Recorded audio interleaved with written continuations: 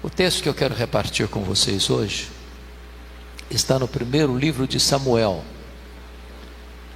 Primeiro livro de Samuel, capítulo 1. Peço que você abra comigo.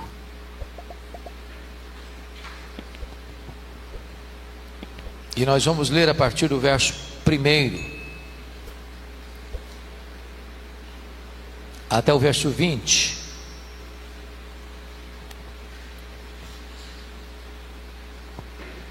Lido o texto, por favor, não feche sua Bíblia, eu preciso que você acompanhe comigo essa exposição. 1 Samuel, capítulo 1. Houve um homem de Ramataim Zofim, da região montanhosa de Efraim, cujo nome era Eucana, filho de Jeroão, filho de Eliú, filho de Tou, filho de Zuf, efraimita. Tinha ele duas mulheres, uma se chamava Ana e a outra Penina. Penina tinha filhos, Ana, porém, não os tinha. Este homem subia da sua cidade de ano em ano a adorar e a sacrificar ao Senhor dos Exércitos em Siló. Estavam ali os dois filhos de Eli, Rofni e Finéias, como sacerdotes do Senhor. No dia em que Eucana oferecia o seu sacrifício, dava-lhe porções deste a Penina, sua mulher, e a todos os seus filhos e filhas. A Ana, porém, dava porção dupla, porque ele a amava, ainda mesmo que o Senhor a houvesse deixado estéril. A sua rival a provocava excessivamente para irritar, porquanto o Senhor lhe havia cerrado a madre. E assim o fazia ele de ano em ano. E todas as vezes que Ana subia à casa do Senhor, a outra irritava, pelo que chorava e não comia. Então Eucana, seu marido, lhe disse: Ana, por que choras? E por que não comes? E por que estás de coração triste? Não te sou eu melhor do que 10 filhos? Após terem comido e bebido em Siló, estando Eli o sacerdote assentado numa cadeira junto a um pilar do templo do Senhor, levantou-se Ana e com amargura de alma orou ao Senhor e chorou abundantemente e fez um voto dizendo: Senhor dos Exércitos, se benignamente atentares para a aflição da tua serva, e de mim te lembrares, e da tua serva te não esqueceres, e lhe deres um filho varão, ao Senhor o darei por todos os dias da sua vida, e sobre a sua cabeça não passará navalha. Demorando-se ela no orar perante o Senhor, passou Eli a observar o movimento dos lábios, porquanto Ana só no coração falava. Seus lábios se moviam, porém não se lhe ouvia voz nenhuma. Por isso ele a teve por embriagada e lhe disse: Até quando estarás tu embriagada? Aparta de ti esse vinho. Porém Ana respondeu: Não, Senhor meu, eu sou mulher atribulada de espírito, não bebi nem vinho nem bebida forte, porém venho derramando a minha alma perante o Senhor. Não tenhas, pois, a tua serva por filha de Belial, porque pelo excesso da minha ansiedade é que tenho, e da minha aflição é que tenho falado até agora. Então lhe respondeu Eli: Vai-te em paz, e o Deus de Israel te conceda a petição que lhe fizeste. E disse ela: Acha a tua serva mercê diante de ti. Assim a mulher se foi seu caminho e comeu, e o seu semblante já não era triste. Levantaram-se de madrugada e adoraram perante o Senhor, e voltaram e chegaram à sua casa a Ramá. Eucana coabitou com Ana, sua mulher, e lembrando-se dela o Senhor, ela concebeu. E passado o devido tempo, teve um filho, a que chamou Samuel, pois dizia: Do Senhor o pedi. Verso 26. Disse Ana a Eli: Ah, meu Senhor, tão certo como vives, eu sou aquela mulher que aqui esteve contigo orando ao Senhor. Por este menino orava eu, e o Senhor me concedeu a petição que eu lhe fizera, pelo que também o trago como devolvido ao Senhor por todos os dias que viver, pois do Senhor o pedi. E eles adoraram ali o Senhor. Amém. Bom, eu quero tratar do seguinte tema com vocês hoje: não desista de seus sonhos. Era o ano de 1952 na Nova Zelândia, quando um grande esportista daquele país, Edmund Hillary, nutriu no seu coração um sonho inédito, audacioso. O sonho de escalar a montanha mais alta do planeta. O sonho de chegar no topo do Pico Everest com mais de 8.800 metros de altitude. Ele preparou-se para aquela grande empreitada da vida, mas quando partiu para realizar o seu sonho, ele fracassou. Não conseguiu chegar no topo do Everest. Meses depois, ele foi convidado para dar uma palestra em Londres, e quando chegou no auditório, percebeu que propositadamente as pessoas haviam colocado uma grande gravura do Monte Everest na parede. Ele entrou no auditório, olhou para a gravura, abaixou a cabeça, dirigiu-se à plataforma. Quando passaram-lhe a palavra, por um momento ele esqueceu o seu auditório, voltou-se para a gravura e disse: Monte Everest, da primeira vez tu me derrotaste, tu não podes crescer mais, mas eu ainda estou crescendo. Da próxima vez eu te vencerei. 6 meses depois, Edmund Hillary era o primeiro homem na história da humanidade a chegar ao topo do Pico Everest, deixando para nós um legado: não desista de seus sonhos. Eu sei que vocês têm sonhos, todos nós os temos. Quem não sonha não vive. Quem desistiu de sonhar, desistiu de viver. Mas é provável que neste seleto auditório haja alguém aqui que já tenha perdido os seus sonhos mais bonitos pelas estradas da vida. Talvez haja alguém aqui que já viu seus sonhos mais bonitos se transformando em pesadelos. Quem sabe até mesmo haja hoje alguém aqui que já desistiu de seus sonhos, que já enterrou os seus sonhos, que já colocou no túmulo de seus sonhos uma lápide: aqui jaz os meus sonhos. Eu quero encorajar você nesta noite a trazer esses sonhos e a colocá-los na presença de Deus.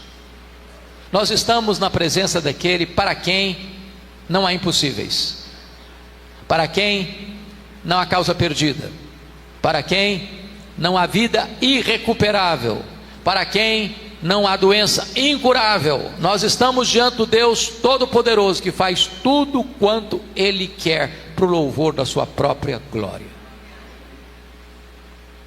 O texto que acabamos de ler nos fala de uma mulher que tinha um sonho legítimo, sonho de ser mãe, mas ela enfrenta um problema da esterilidade, da infertilidade. O ventre dela é um deserto. O sonho dela não pode ser realizado. E eu fico imaginando que se Ana fosse nossa contemporânea, ela enfrentaria pelo menos 3 abordagens. Talvez a primeira abordagem que ela receberia seria essa: Ana, você é uma mulher tão crente, você ora tanto, você vai tanto à casa de Deus, está aí com esse problema. Você deveria examinar um pouco melhor e mais meticulosamente a sua árvore genealógica, porque é provável que haja alguma maldição hereditária incrustada aí na sua família, e enquanto a maldição não for quebrada, você não vai ser curado. Só que o problema de Ana não era maldição hereditária. Se Ana vivesse hoje, alguém parecido com os amigos de Jó chegariam para ela para dizer o seguinte: Ana, ninguém sofre sem causa. Para você estar sofrendo, você deve ter feito alguma coisa errada. Enquanto você não confessar esse pecado, você não vai ser curado. Só que o problema de Ana não era pecado escondido. Se Ana vivesse hoje, talvez alguém mais audacioso chegaria para ela dizendo o seguinte: Ana, deve ter algum demônio da esterilidade escondido aí na sua vida. O que você precisa fazer é ir num culto de libertação. Só que o problema de Ana não era demônio. Por favor, observe o verso 5 comigo. O verso 5 é peremptório. Está escrito que o próprio Deus a deixou estéril. Veja o verso 6. O verso 6 diz que foi o próprio Deus quem cerrou a sua madre.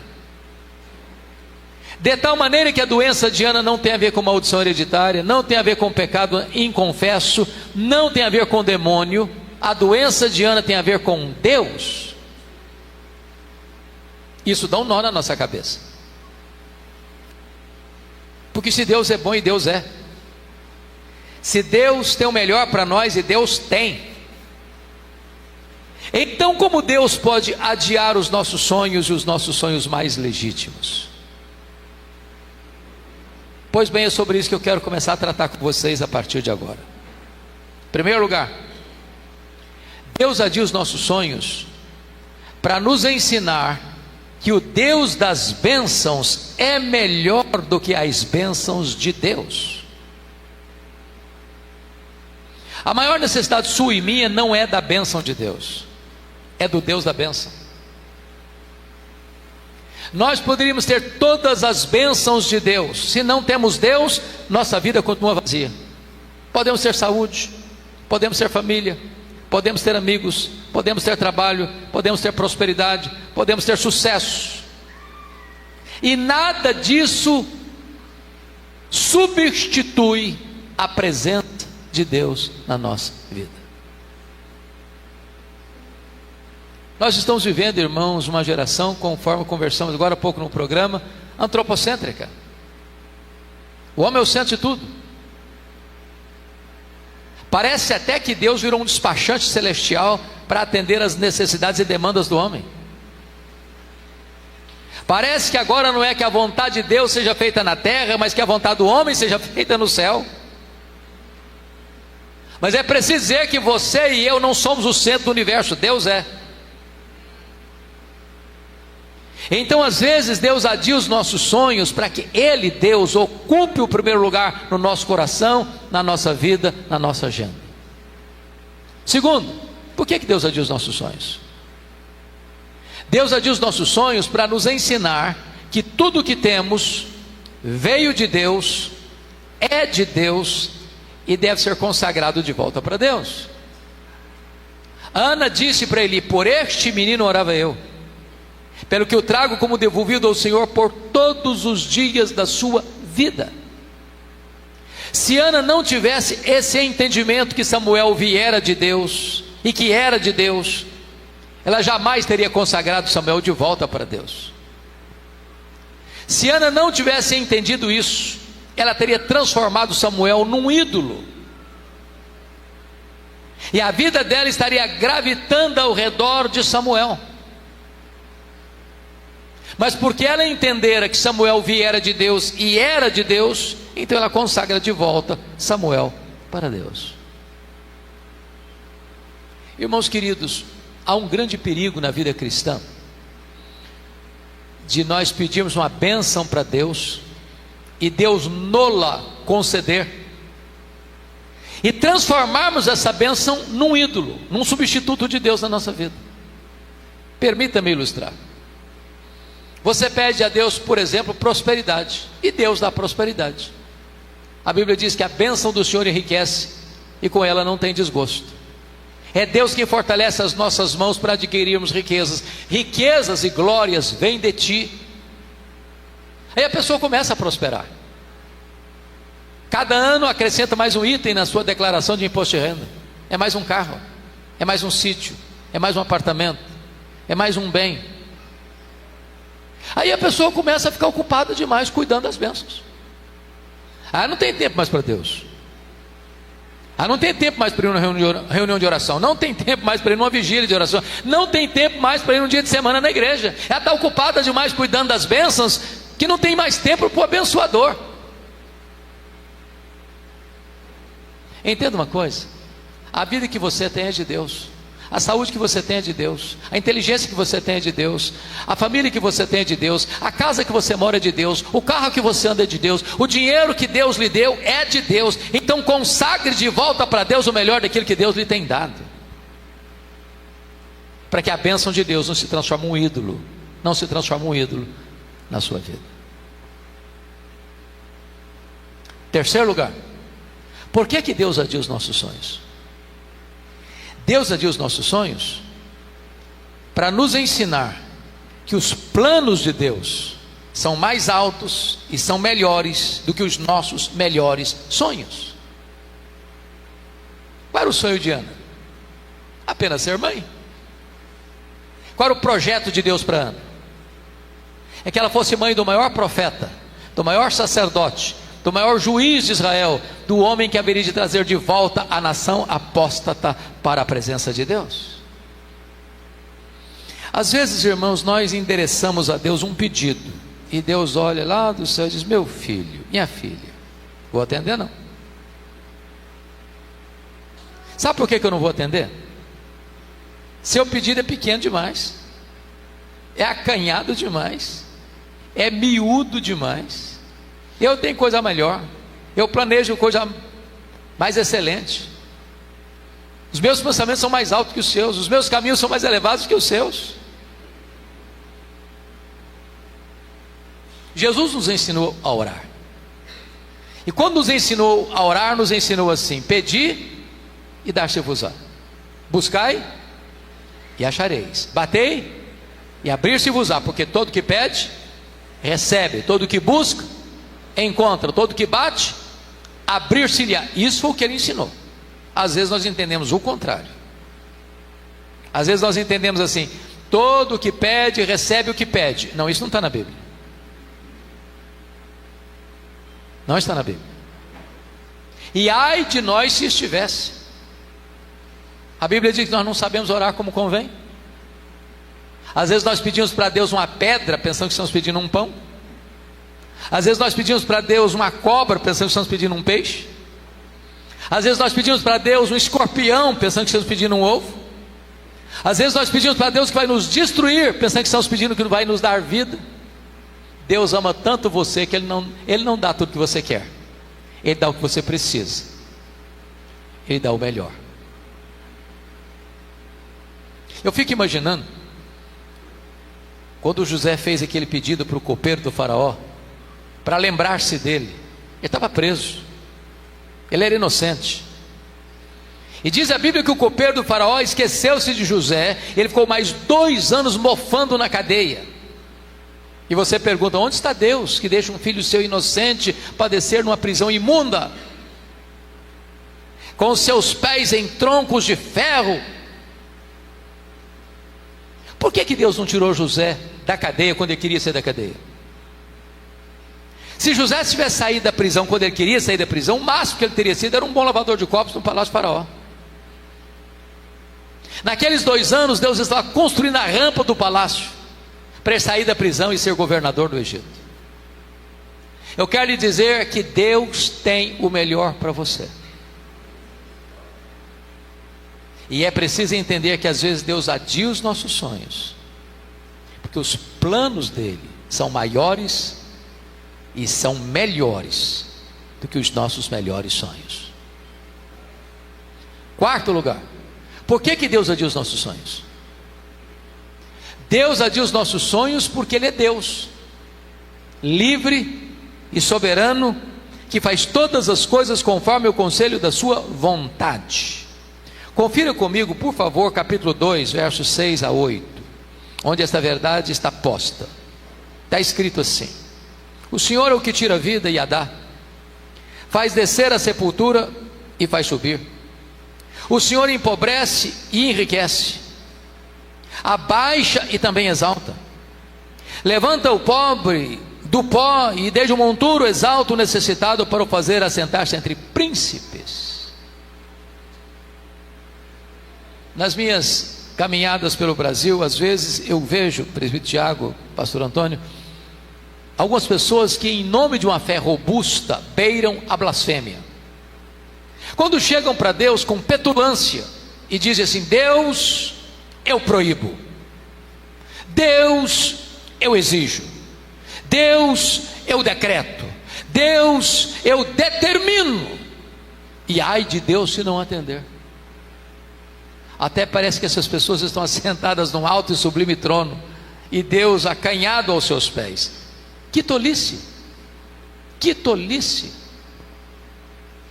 O nosso Deus está assentado no trono, Ele reina, Ele faz todas as coisas conforme o conselho da sua vontade, e não precisa pedir licença para ninguém.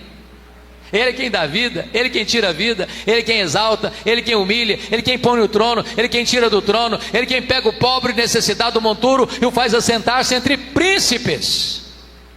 Ele é Deus.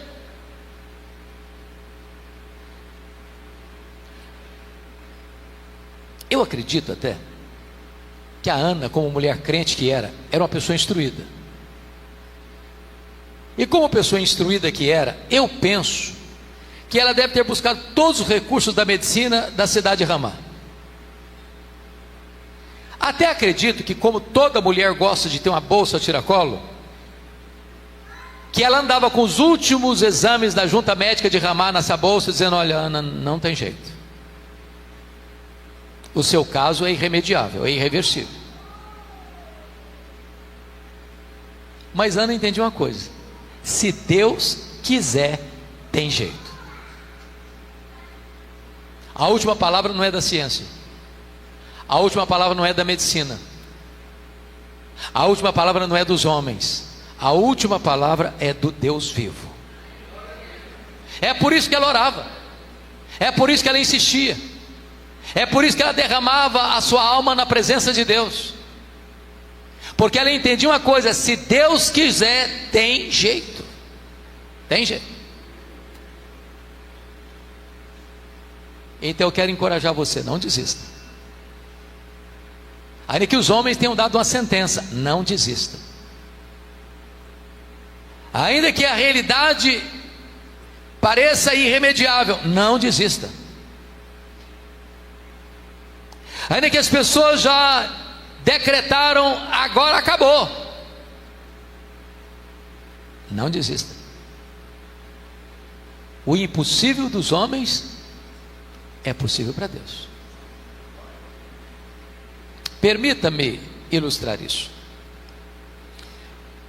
Há pouco mais de 20 anos eu estava lá em Vitória, fazendo visita no hospital. Quando eu chego naquele hospital, tinham 3 pessoas na porta, e quando eu cheguei bem perto, eram pessoas da minha cidade, do interior do Espírito Santo.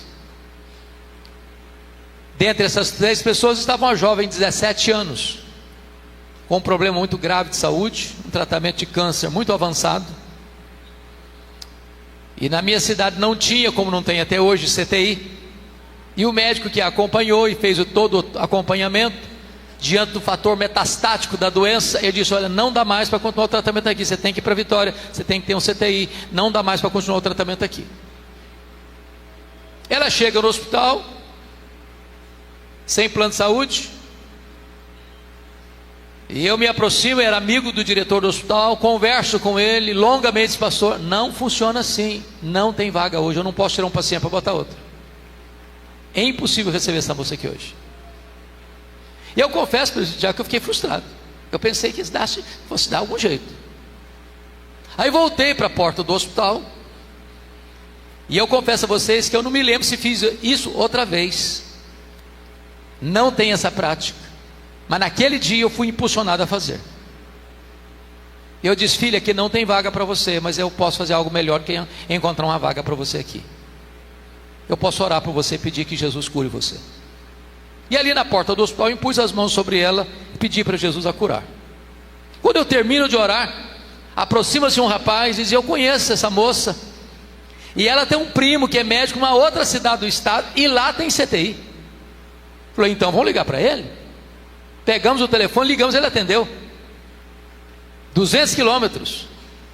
Pode trazer a minha prima para cá, tem vaga, mas traz todos os exames, eu quero ver tudo. Ela foi. Ele submeteu-a a novos e rigorosos exames, não constataram mais nada no seu corpo.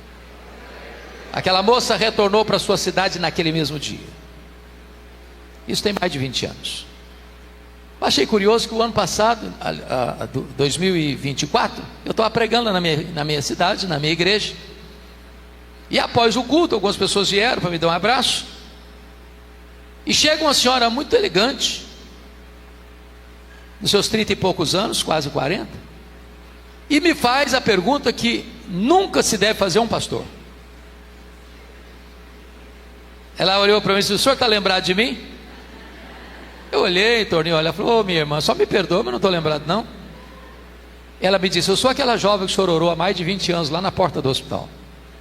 Jesus me curou naquele dia, e nunca mais eu enfrentei qualquer problema de saúde. Jesus me curou. Não estou dizendo para você que todas as pessoas pelas quais eu oro, o presbítero Tiago ora, o pastor Antônio ora, que Jesus vai curar. Eu não estou dizendo isso. O que eu estou lhe dizendo é que se Jesus quiser, tem jeito. Então não desista de seus sonhos. Bom, vamos ao segundo ponto da mensagem. O que fazer com aqueles que querem matar os nossos sonhos? Porque existem assassinos de sonhos por aí, sabia? E muito perto da gente, inclusive. E Ana teve que lidar com 3 assassinos de sonhos. A primeira pessoa que quis matar os sonhos de Ana foi a sua rival Penina. A Bíblia diz que Penina irritava Ana, que ela, a ponto dela começar a chorar, não perdia o apetite. Eu acho até que entrava em depressão.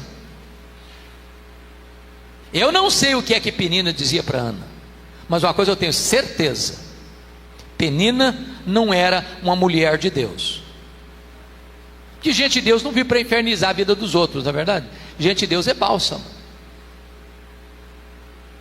Mas acredito, à luz do versículo 6, que o que Penina dizia para Ana era mais ou menos o seguinte: ô Ana, você é tão crente, você ora tanto, aí ó, está doente minha filha, eu não oro igual a você, olha para mim, estou cheio de vida, cheio de saúde, cheio de filhos.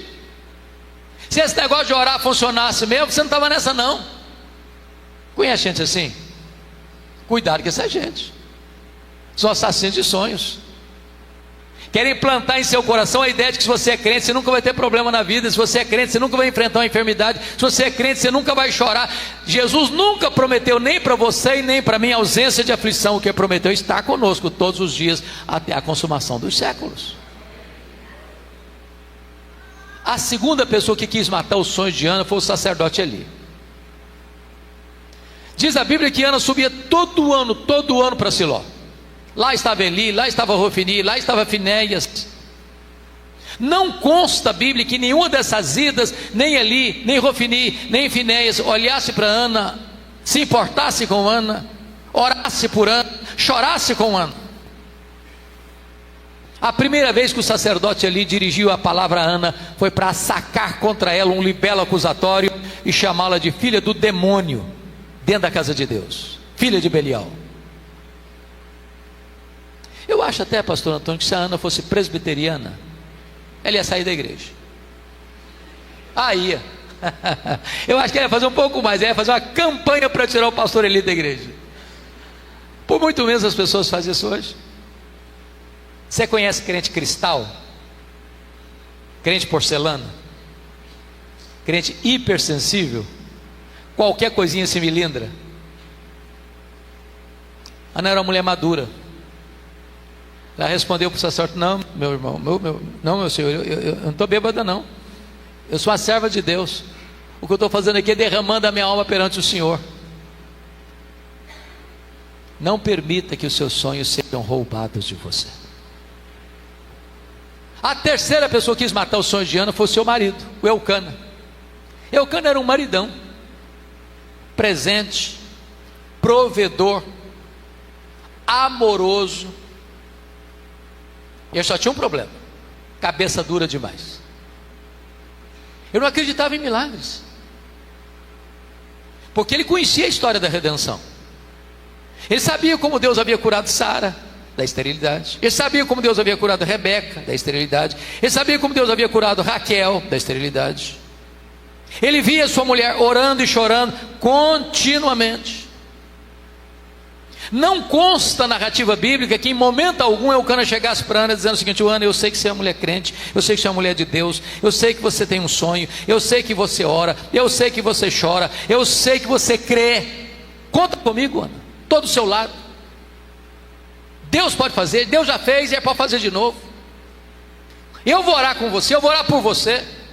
Não consta na narrativa bíblica que ele tenha feito isso, mas consta na narrativa no verso 8 que ele chama a Ana para uma conversa. E me permita parafrasear a conversa. Eu acho que foi mais ou menos o seguinte: Ana, vem cá, filha, preciso bater um papo com você. Ô Ana, não dá mais, né? Está demais, está exagerado, virou obsessão. Esse negócio de ser mãe virou uma doença na sua vida. O que é isso, mulher? O que é isso? Larga a mão desse pensamento, larga a mão desses sonhos. Para que você insiste numa coisa que não vai acontecer? Aliás, a junta médica de Ramá já deu o diagnóstico, não tem cura. Para que você insiste? Você só vive chorando, mulher. O que é isso? Aliás, você não está nem curtindo o maridão que você tem. Você não sabe que eu sou melhor do que 10 filhos para você? Se fosse hoje eu diria: Ana, pensa em mim, liga para mim, chore por mim. Não chora por ele não, Ana. Assassino de sonhos. Pode estar muito mais perto de você que você imagina. Não desista de seus sonhos. Mas em último lugar, terceiro ponto: o que fazer quando os nossos sonhos estão sendo adiados? Ana nos ensina 3 coisas. A primeira coisa que Ana nos ensina é que se os seus sonhos estão sendo adiados, continue crendo, continue orando, continue jejuando, continue esperando uma intervenção soberana e sobrenatural de Deus na sua vida. Irmãos, às vezes nós desistimos cedo demais. Às vezes a gente bota o pé quase na terra da promessa e morre no deserto. Caminhe um pouco mais, ore um pouco mais, chore um pouco mais, jejue um pouco mais, clame a Deus um pouco mais. Não desista. Permita-me ilustrar. Norman Vincent Peale foi um pastor metodista, e ele escreveu o seu primeiro livro, O Poder do Pensamento Positivo. Todo escritor, com raras exceções, ao escrever o seu primeiro livro, enfrenta dificuldades para publicar o livro, porque as editoras têm medo de investir, não sabem ainda o que vai acontecer. Então ele escreveu o livro, botou os rascunhos debaixo do braço e bateu em diversas editoras. Nenhuma editora acreditou no projeto dele, nenhuma editora aceitou o livro dele, e ele ficou muito frustrado. Voltou para casa, jogou os rascunhos no lixo e disse para si mesmo: no lixo vão ficar os meus sonhos de escritor. Dona Ruth, sua mulher, mais crente, mais otimista do que ele, como via de regra as mulheres são, pega os rascunhos do lixo, bate em outras portas, em outras editoras, encontrou editoras que se interessou pelo livro, e resultado, esse livro já vendeu mais de 40 milhões de exemplares. Estavam no lixo. Não desista de seus sonhos. Eu gosto muito de política desde a minha infância. Essa semana eu estava dando uma entrevista para alguns jornalistas e disse que eu tenho que ficar com o freio de mão puxado todo dia, não me exceder. E se existe uma pessoa que me marca muito na vida política, é um político americano, Franklin Delano Roosevelt. Esse camarada estudou em Colômbia, esse camarada estudou em Harvard, esse camarada entrou na política, esse camarada tinha um sonho na vida, ser presidente dos Estados Unidos da América, mas aos 39 anos de idade, ele sofre poliomielite e vai para uma cadeira de rodas paraplégico. E alguém se aproxima dele e disse: numa cadeira de rodas você nunca vai ser presidente dos Estados Unidos da América. Ele respondeu: eu nunca vou desistir. Foi o único homem na história americana até hoje que foi eleito e reeleito presidente dos Estados Unidos da América 4 vezes consecutivamente numa cadeira de rodas. Não desista de seus sonhos. A segunda coisa que Ana nos ensina, quando os nossos sonhos estão sendo adiados, é que você precisa se apropriar das promessas da palavra de Deus. Irmãos, eu acho isso glorioso no texto. Pastor Antônio deve ter experiências com isso, e eu tenho as minhas também. Eu conheço muita gente, que por ouvir uma palavra envenenada, ou do pai, ou da mãe, ou do noivo, ou da noiva, ou do marido, ou da mulher, ou do patrão, ou do professor, ou seja lá de quem for, aquela palavra envenenada entrou no coração, adoeceu a alma e trouxe consequências gravíssimas para a pessoa. Permita dizer isso a você: se alguém lhe pronunciar uma palavra que não vem de Deus, por favor, não hospede essa palavra no coração. Isso porque você não é o que as pessoas dizem que você é. Você nem mesmo é quem você pensa que você é. Você é quem Deus diz que você é. Quando Eli pronunciou essa palavra completamente insensata para Ana, chamando-a de bêbada, de filha de Belial, ela não acolheu essa palavra no coração. Mas agora esse mesmo homem que abrira a boca de forma insensata, abre a boca e é um profeta de Deus, quando diz no verso 17: vai em paz para a tua casa, e o Deus de Israel te conceda a petição que lhe fizeste. Essa palavra é boa, essa palavra é de Deus, essa palavra ela acolheu, essa palavra entrou na mente dela, essa palavra entrou no coração dela, essa palavra trouxe cura emocional para ela, a ponto de quando ela sai de Siló, não tem mais tristeza no seu semblante. E diz o texto que ela desce para Ramá, que ela coabita com seu marido, que Deus se lembrou dela, que ela concebeu, que ela deu à luz a um filho, a quem pôs o nome de Samuel. Em outras palavras, em Siló Deus curou sua alma, em Ramá Deus curou seu ventre. Em Siló ela creu, em Ramá o milagre aconteceu. Você quer ter vitórias de Deus na sua vida? Alimente o seu coração com as promessas da palavra de Deus. Não escute os arautos do caos, não escute os profetas do pessimismo, não escute os embaixadores da incredulidade. Ouça a palavra de Deus, creia na palavra de Deus, aproprie-se das promessas da palavra de Deus. Por quê? Porque Deus vela pela sua própria palavra em a cumprir, e nenhuma das suas promessas cai por terra. Brincando com vocês um pouco, Ana queria ser mãe, mas ela vivia chorando dos quartos escuros. E uma mulher com o rosto banhado de lágrimas normalmente não atrai o seu marido.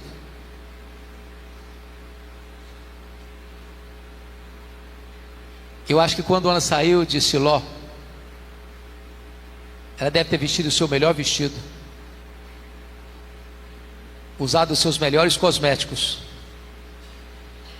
usado o seu melhor perfume. E quando Eucana olhou para ela e disse: uau, vai ter avivamento lá em casa hoje.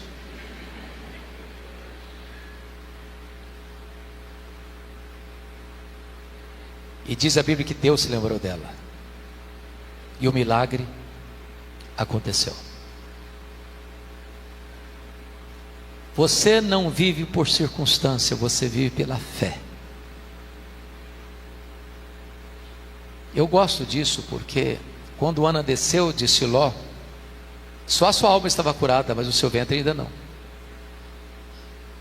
Eu gosto quando Deus disse para Jó, e Jó recebe a revelação de Deus, e quando Deus se revela para ele com toda a sua glória e majestade, o Jó diz assim: agora eu sei que tudo podes, e nenhum dos teus planos pode ser frustrado.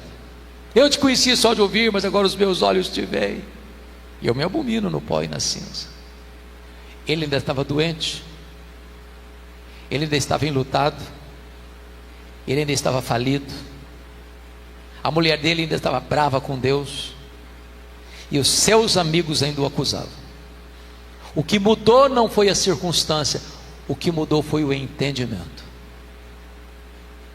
Hoje eu quero encorajar você a tomar posse das promessas da palavra de Deus, ainda que as circunstâncias à sua volta ainda não tenham mudado, porque o Deus da promessa é o Deus do milagre. Terceiro e último ponto: o que fazer quando os nossos sonhos estão sendo adiados? Volte às trincheiras da luta. Ana saiu dos quartos escuros, Ana parou de chorar. Ana queria ser mãe, e ela caminha na direção de ser mãe, e coabita com o marido. Irmãos, se existe uma doutrina bíblica que é muito, muito, muito consoladora, é a chamada doutrina da soberania de Deus. Sabe o que significa isso? Nós não cremos em acaso, nós não cremos em sorte, nós não cremos em azar, nós não cremos em determinismo cego, nós não cremos em olho gordo, nós não cremos em misticismo. Nós cremos que a mão de Deus dirige o nosso destino. Nós cremos que os problemas que vêm a nós não colheram Deus de surpresa, e Deus não está lá no céu esfregando as mãos sem saber o que faz da nossa vida. Tudo que acontece conosco tem um propósito, tem um plano. Sabe o que significa isso? Volte a viver, volte a sorrir, volte a cantar, volte a crer, volte a saber que Deus está no controle da sua vida.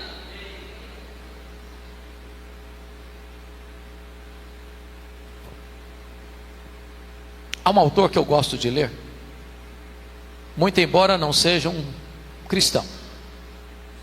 Nós chamamos isso de graça comum, não é isso? Você tem grandes engenheiros que não são crentes, você tem grandes médicos cirurgiões que não são crentes, você tem grandes arquitetos que não são crentes, você tem grandes dentistas que não são crentes, você tem grandes escritores que não são crentes. Não é porque o cara não é crente que Deus não deu a ele capacidade, inteligência e habilidade em tantas outras áreas. Se você não leu O Maior Vendedor do Mundo, de Og Mandino, vale a pena ler, você lê numa sentada. Mas o que me impressionou na vida dele não foi esse ponto, foi a vida dele mesmo, a biografia dele. Porque Og Mandino, aos 35 anos de idade, estava falido, bêbado, caído numa sarjeta, abandonado pela mulher, pensando em suicídio, no fundo do poço. 10 anos depois, ele estava no topo da fama mundial, escrevendo livros lidos e traduzidos no mundo inteiro, encorajando as pessoas a viverem com otimismo. Aí eu fico pensando assim comigo: meu Deus, se um cara que não é crente consegue viver com otimismo, e eu, e você, que podemos afirmar: este é o dia que o Senhor fez, alegremo-nos e regozijemo-nos nele. Irmãos, crente tem que ser animado, sabia? Não dá para ser crente com cara comprida, não. Parece que chupou limão o dia inteiro. Você tem que acordar de manhã e dizer: Deus, pode ser hoje aquela resposta, aquela luta, pode ser hoje, Senhor.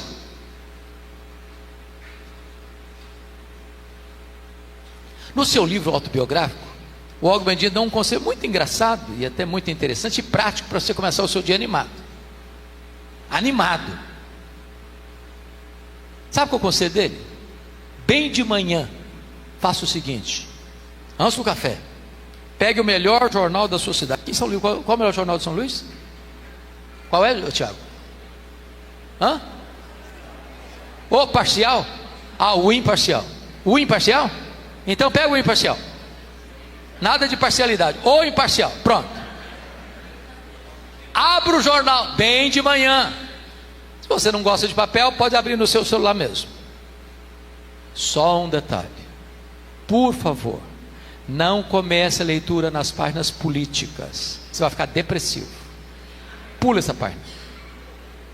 Bom, você também não é tão corajoso a ponto de querer começar o seu dia começando nas páginas, as páginas econômicas, que o Brasil está numa crise terrível. Então, pula essa página econômica também.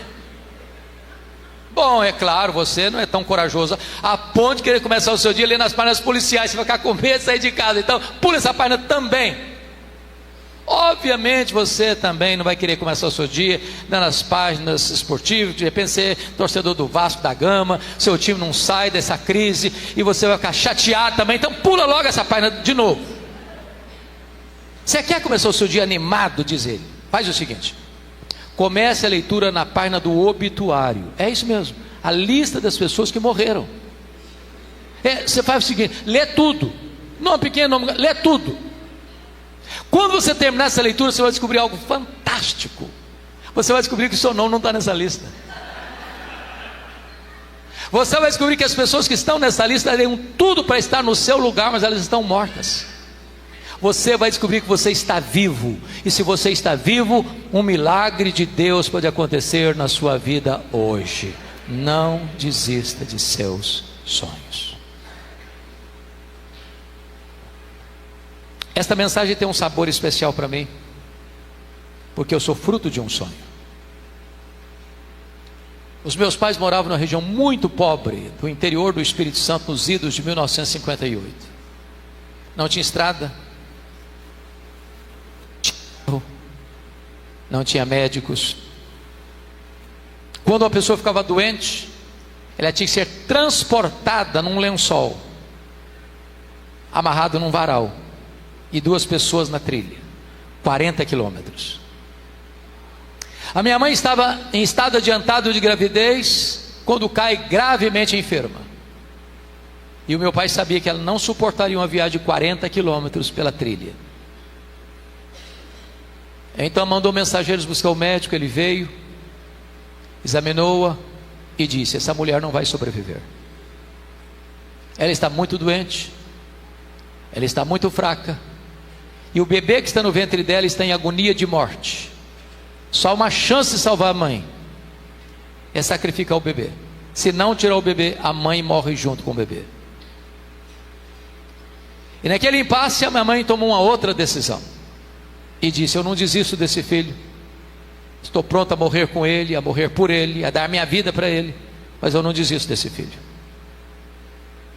E naquele momento ela fez um voto para Deus e disse: meu Deus, se tu poupares a minha vida e a vida do meu filho, eu consagro este bebê para que ele nasça e seja um pastor e seja um pregador do evangelho. Deus ouviu a oração da minha mãe e eu nasci na roça, criado a lamparina de querosene. Fui calçar o meu primeiro par de sapatos com 8 anos de idade, com as mãos calejadas. Onde eu morava, nunca ninguém tinha saído dali para fazer além de 4ª série primária. Eu entrei na escola com 8 anos de idade. Com 12 anos eu tinha encerrado os meus estudos. Mas por providência divina, desde que eu me entendo por gente, uma sede imensa de aprender e de estudar. Na minha casa não tinha livros, a não ser um dicionário velho, rasgado. E com 10 anos de idade eu começo a decorar as principais palavras daquele dicionário. A minha professora, que me alfabetizou, sabendo o meu sonho de estudar, e se mudando para a capital do estado, disse para mim: você tem coragem de vir comigo? E eu que nunca tinha dormido uma noite fora de casa, e eu que aos 12 anos de idade nunca tinha visto uma lâmpada elétrica, e eu com 12 anos de idade que nunca tinha visto um aparelho de televisão, e eu com 12 anos de idade que nunca tinha entrado numa cidade, disse para ela: se os meus pais deixarem, eu vou.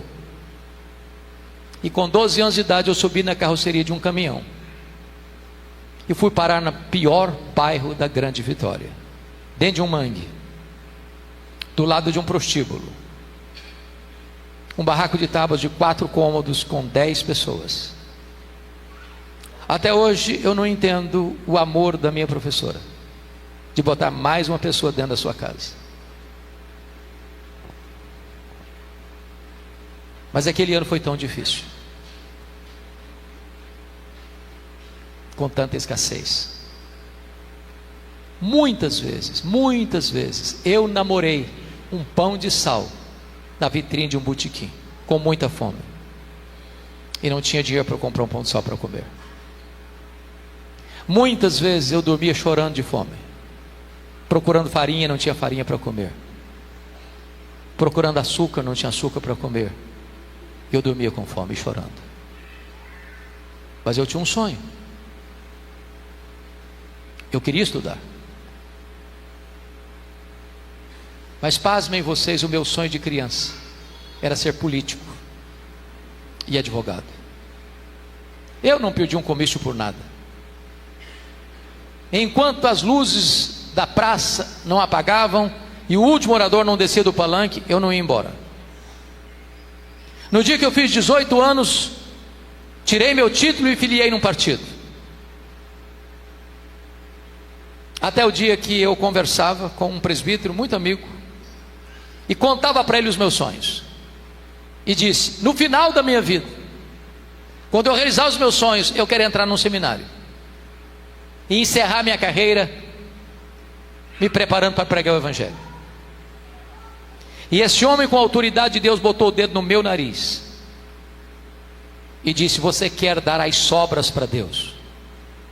Deus quer você hoje, agora, com a sua juventude e com a sua inteligência. E aquela palavra entrou no meu coração como uma flecha, e eu saí daquela conversa 1000% convencido que ali Deus me chamava para o ministério. A minha mãe, embora analfabeta, nunca teve o privilégio de sentar num banco de escola. Era uma mulher de Deus e uma mulher sábia. Ela nunca me contou o projeto dela com Deus, por entender que se tivesse me contado, eu teria sido sugestionado a ser pastor, em vez de receber um chamado de Deus para ser pastor. Depois que eu tive essa conversa com o presbítero, a primeira pessoa que eu comuniquei foi para minha mãe.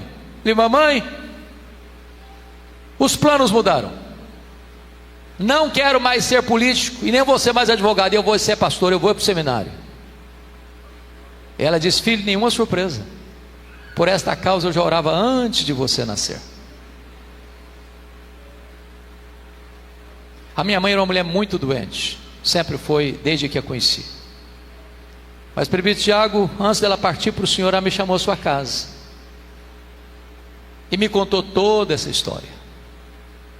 E me contou mais: meu filho, nesses anos todos eu nunca deixei de me levantar de madrugada, dobrar os meus joelhos e pedir que Deus levantasse você, que Deus capacitasse você. E eu chorei muito com ela. Eu a abracei e disse: mamãe, a senhora está me ensinando as lições mais importantes da minha vida. Um filho nunca é pobre se tem uma mãe que ora por ele. E a senhora está me ensinando mais, minha mãe. O que é importante não são os meus sonhos, o que é importante é o projeto de Deus na minha vida. Então eu quero encerrar o sermão desta noite mudando o meu tema. Desista de seus sonhos. Desista de seus sonhos. Se preciso for, desista de seus sonhos, mas jamais abra mão do projeto de Deus na sua vida. Porque o projeto de Deus é maior e é melhor do que os seus melhores sonhos. Que Deus nos ajude.